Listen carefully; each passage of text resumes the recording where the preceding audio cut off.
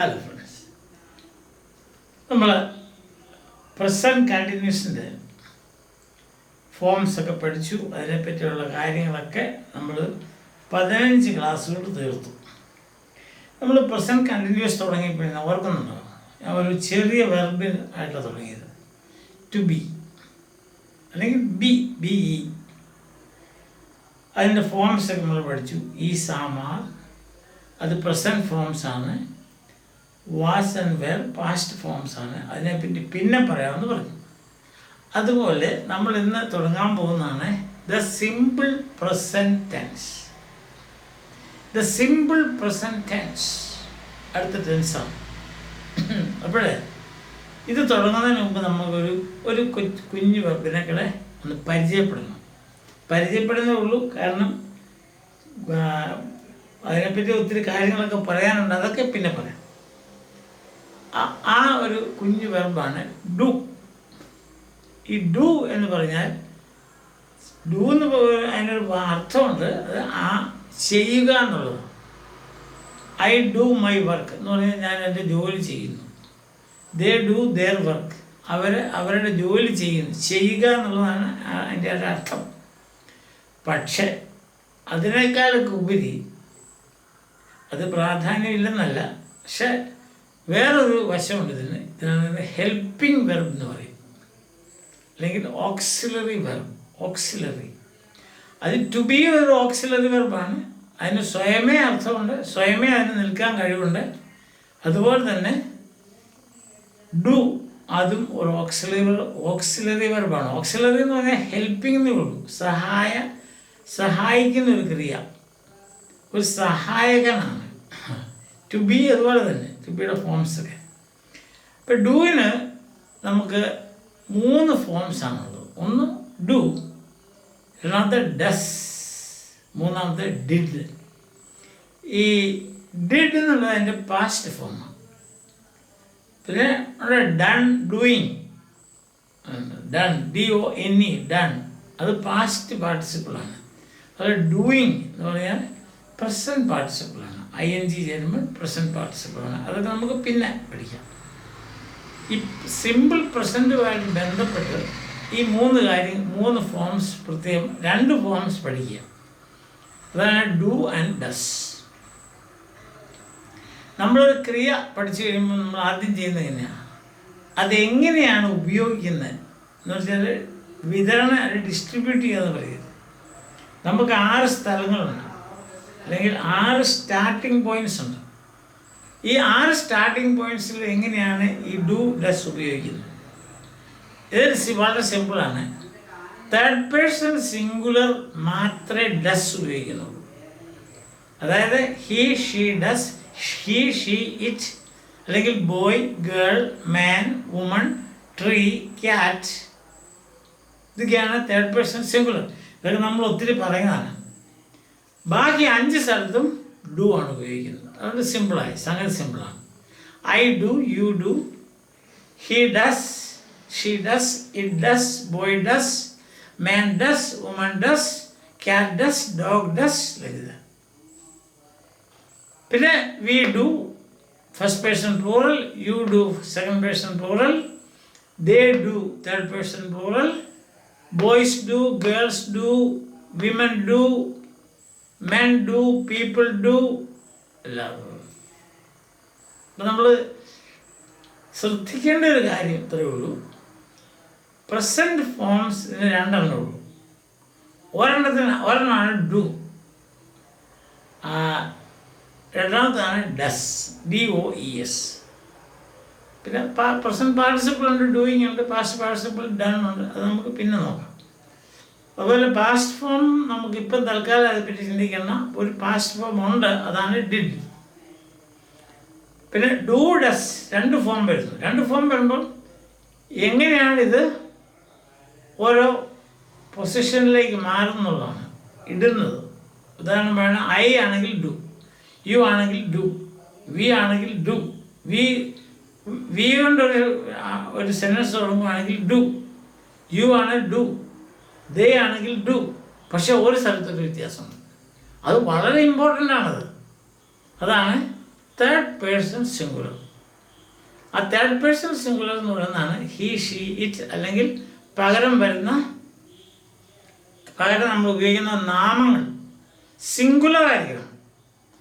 Third person singular എന്ന് വെച്ചാൽ ഒന്ന്, പ്ലൂറൽ എന്ന് പറഞ്ഞാൽ ഒന്നിലധികം.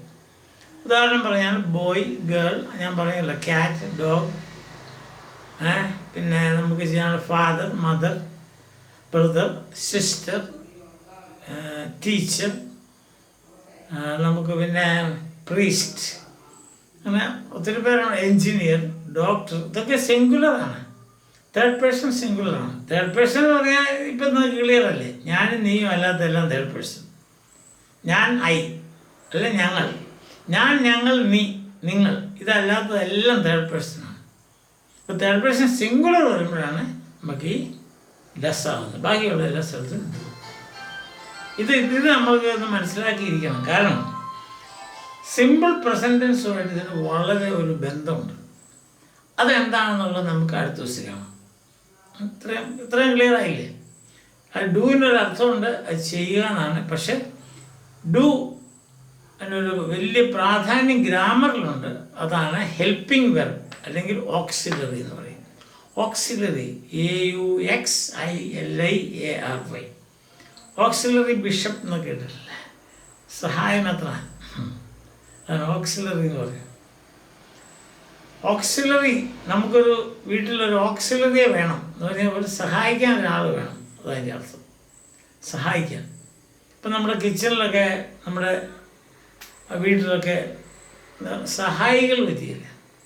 സഹായം വാങ്ങിക്കാൻ പറ്റുന്നതല്ല, നമ്മളെ സഹായിക്കാൻ പറ്റുന്നത്. നമ്മളിപ്പോൾ അവരെ വിളിക്കുന്നത് കിച്ചൺ അസിസ്റ്റൻറ്റ്, കിച്ചൺ മാനേജർ എന്നൊക്കെയാണ്. പഴയതുപോലെ സെർവൻ്റ് എന്നൊന്നുമല്ല.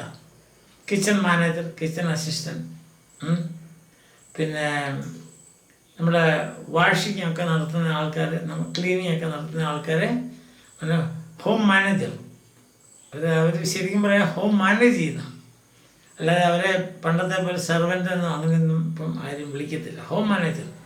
ഇപ്പം നമ്മളെ സഹായിക്കാൻ പറ്റുന്ന ആൾ വന്നില്ല, ഇന്ന് ഹോം മാനേജർ വന്നില്ല എന്ന് ചോദിക്കും.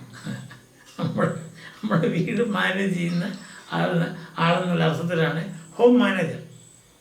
അപ്പോൾ കിച്ചൺ അസിസ്റ്റൻറ്റ്, അല്ലെ കിച്ചൺ ഡയറക്ടർ ഓഫ് കിച്ചൺ, ഇങ്ങനെയൊക്കെ നമുക്ക് വിളിക്കണം. കാരണം അതൊരു വലിയൊരു ജോലിയാണ്, വളരെ പ്രാധാന്യം അർഹിക്കുന്ന ഒരു ജോലിയാണത്. ചിലപ്പോൾ നമുക്ക് ഇവരില്ല, നമുക്ക് ജീവിക്കാനേ പറ്റത്തില്ല, ഭക്ഷണം ഇല്ലാതെ നമ്മൾ മരിച്ചു. അതെയോ, നമ്മൾ കിടപ്പാന്നിരിക്കണം, നമുക്കൊന്നും ചെയ്യാൻ മേല, നമുക്ക് വേണം. അപ്പോൾ അതാണ് സഹായം. ആ ഒരു വാക്ക് മനസ്സിലാക്കാൻ വേണ്ടിയാണ് ഞാൻ ഇത് പറയുന്നത്. അതുപോലെ തന്നെയാണ് സിമ്പിൾ പ്രസൻറ്റ് ടെൻസ്. അതിന് എന്തെങ്കിലും അതിന് സർവൈവ് ചെയ്യണമെങ്കിൽ അതിന് ഡു അല്ലെങ്കിൽ ഡസ് വേണം. അതാണ് അതിൻ്റെ ഒരു ജീവിതം.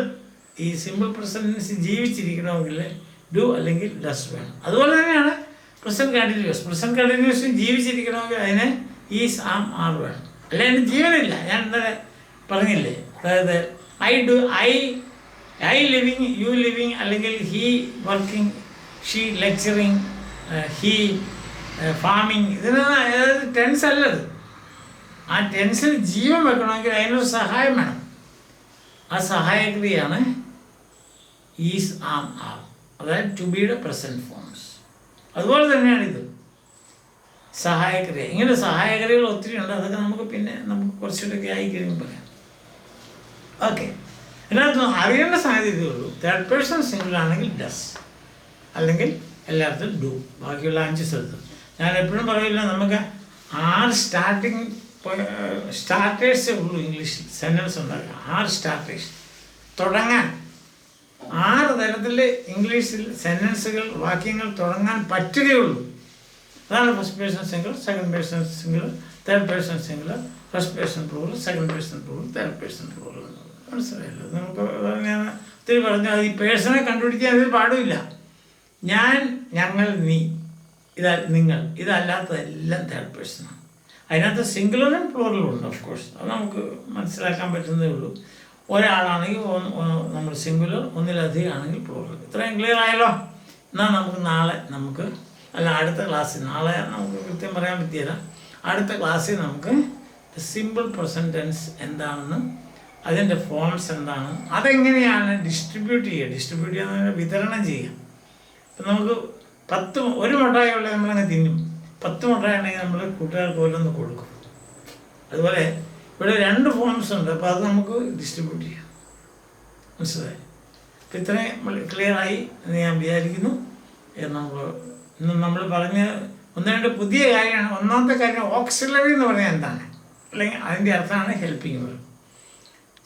പ്രസൻറ്റ് സിമ്പിൾ അല്ലെങ്കിൽ സിമ്പിൾ പ്രസൻറ്റ് ടെൻസിന് അതിൻ്റെ ജീവൻ കൊടുക്കുന്ന ആരാണ്, അതാണ് ഡു അല്ലെങ്കിൽ ഡസ്.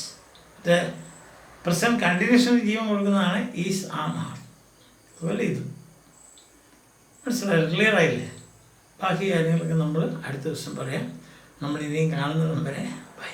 പിന്നെ 1-2 കാര്യം ഞാൻ പറയുന്നത് എന്നും പറഞ്ഞ് നിങ്ങളെ പോരടിപ്പിക്കുന്ന ഒരു ഡിക്ഷണറി വേണം. റെനൻ മാർട്ടിൻ്റെ ഒരു ഹൈസ്കൂൾ ഗ്രാമർ, ആ ബുക്ക് വേണം. പിന്നെ എങ്ങനെയെങ്കിലും കുറച്ച് ഇംഗ്ലീഷ് വായിക്കണം. എന്തെങ്കിലും ഒരു കഥയോ എന്തെങ്കിലും ഒരു നോട്ടീസ് ആണെങ്കിലും മതി, ഇംഗ്ലീഷിലൊരു നോട്ടീസ്. പിന്നെ അത് പറ്റുന്നില്ല ഇംഗ്ലീഷിലുള്ള ഒരു പരസ്യം വായിച്ചാലും മതി. ശരിക്കും പറയുകയാണെങ്കിൽ ന്യൂസാണ് വായിക്കേണ്ടത്. അപ്പോൾ അതിനകത്ത് പുതിയ വാക്കുകൾ കാണും, അത് ഡിക്ഷണറി നോക്കി അത് കണ്ടുപിടിക്കണം.